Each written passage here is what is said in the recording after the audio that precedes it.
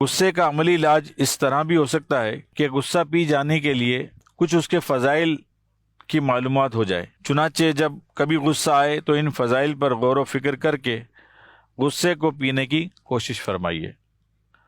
بخاری شریف میں ہے، ایک شخص نے بارگاہ رسالت صلی اللہ علیہ وآلہ وسلم میں عرض کیا، یا رسول اللہ صلی اللہ علیہ وسلم، مجھے وصیت فرمائیے۔ ارشاد فرمایا، لا تغضب، یعنی غصہ مت کیا کرو۔ اس نے بار بار یہی سوال کیا، جواب یہی ملا، غصہ مت کیا کرو۔ شرح حدیث حضرت علامہ خطابی رحمۃ اللہ علیہ لکھتے ہیں کہ لا تغضب یعنی غصہ مت کیا کرو کے معنی ہے کہ غصے کے اسباب یعنی جن چیزوں سے غصہ آ جاتا ہے ان سے بچو، یا تم وہ کام نہ کرو جس کام کا حکم تمہیں غصہ دیتا ہے۔ فرمان مصطفیٰ صلی اللہ علیہ وآلہ وسلم، جو شخص اپنے غصے کو روکے گا اللہ پاک قیامت کے دن اس سے اپنا عذاب روک دے گا۔ اے عاشقان رسول صلی اللہ علیہ وسلم، آپ کو بول کر بارہا پچھتانا پڑا ہوگا، مگر خاموش رہ کر کم ہی شرمندگی اٹھائی ہوگی۔ ترمذی شریف میں ہے، فرمان مصطفیٰ صلی اللہ علیہ وآلہ وسلم، من سمت نجا، یعنی جو چپ رہا اس نے نجات پائی۔ اور یہ محاورہ بھی خوب ہے، ایک چپ 100 کو ہرائے۔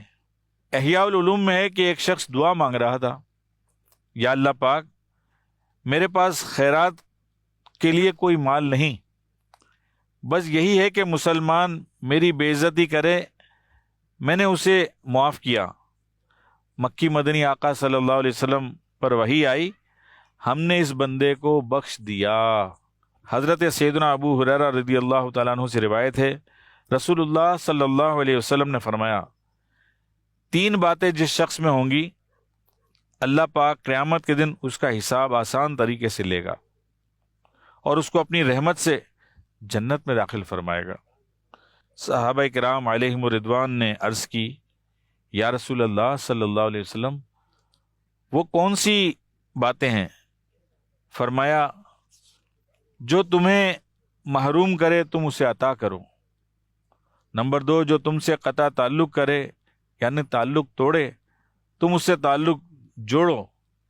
اور نمبر 3، جو تم پر ظلم کرے تم اس کو معاف کر دو۔